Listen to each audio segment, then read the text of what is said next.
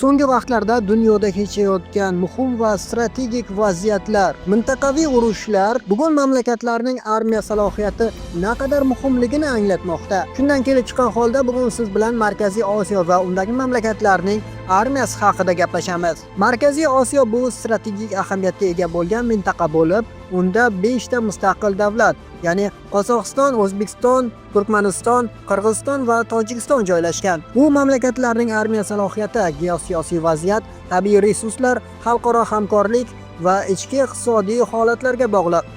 2025-yilda Global Free Power indekslariga ko'ra, mintaqadagi armiyalar global miqyosda o'rtacha darajada deb baholangan. JFP reytingi 60 dan ortiq omillarga asoslanadi. Xususan inson kuchi, texnika, moliyaviy resurslar va logistika hisobga olingan holda tuziladi. Ushbu videoda JFPning 2025-yilga ma'lumotlarga asoslanib, mintaqadagi armiyalarning reytingi va asosiy salohiyatini ko'rib chiqamiz. Ma'lumotlar 2025-yilga yanvar-avgust oylaridagi yangilanishlarga asoslangan.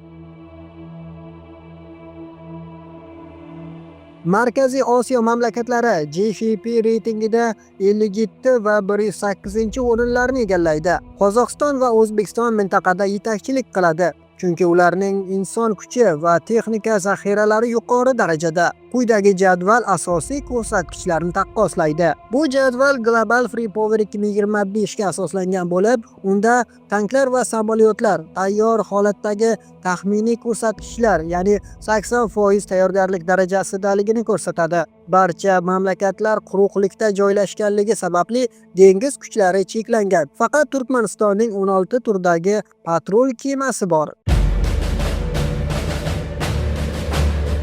Qozog'iston armiyasi Markaziy Osiyoda yetakchi hisoblanadi.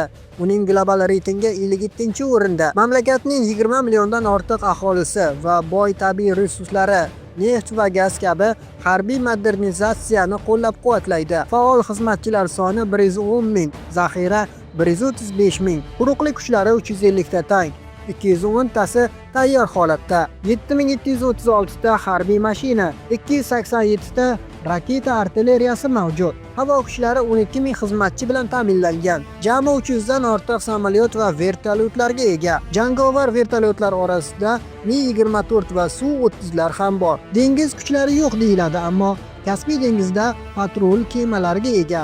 Harbiy budjet yiliga 2 milliard dollardan oshadi. Bu mintaqadagi eng yuqori ko'rsatkich. Qozog'iston Rossiya va Turkiya bilan hamkorlikda texnikalarni yangilab boradi. Shu jumladan S-400 havo mudofaa tizimlarini sotib olgan. Logistika jihatdan mamlakatning temir yo'llari 16636 kilometr va aeroportlari 132 tani tashkil etib, kuchli hisoblanadi.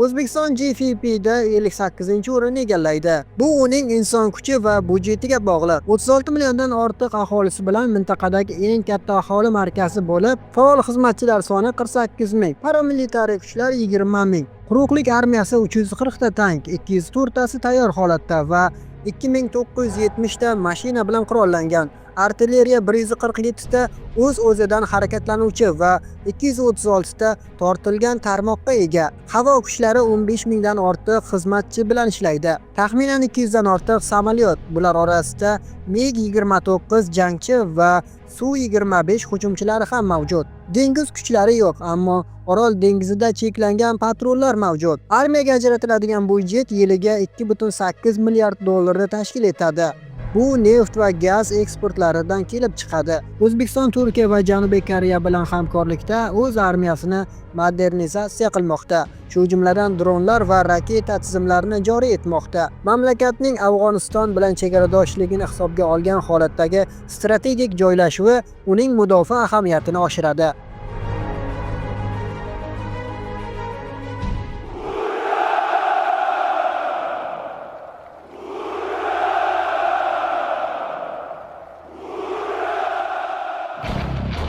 Turkmaniston 77-o'rinda. 5,7 million aholisi va gaz zaxiralari armiyani moliyalashtiradi.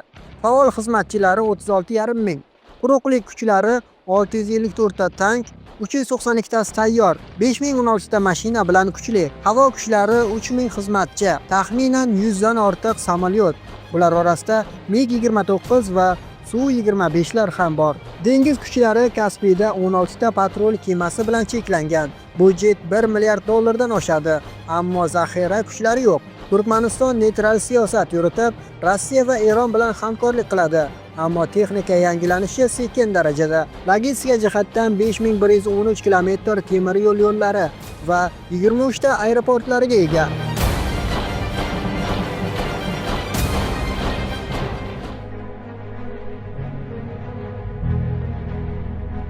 Qirg'iziston 105-o'rinda. Bu uning kichik aholisi va cheklangan budjetiga bog'liq. Faol xizmatchilar 23 ming nafar, ammo zaxira 300 mingdan oshadi. Bu uzoq muddatli mojarolarda afzallik beradi. Quruqlik kuchlari 215 ta tank, 129 tasi tayyor holatda, 2686 ta mashina bilan qurollangan, ammo havo kuchlari zaif. Jami 7 ta samolyot va vertolyot, ikkitasi hujum vertolyoti hisoblanadi. Dengiz kuchlari yo'q. Mamlakat AQSh va Rossiya bazalari bilan hamkorlik qiladi, ammo iqtisodiy qiyinchiliklar modernizatsiyani sekinlashtiradi. Tabiiy resurslar salohiyatni cheklaydi.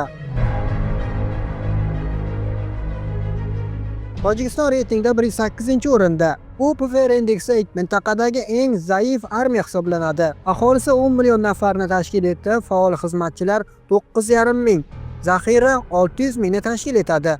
Quruqlik kuchlari kichik, 38 ta tank, 25 tasi tayyor holatda, 1240 ta mashina mavjud. Harbiy kuchlari 1,5 ming xizmatchi, taxminan 20 dan ortiq samolyotlarga ega. Budjet 0,45 milliard dollar. Bu ham asosan Afg'oniston chegarasiga sarflanadi.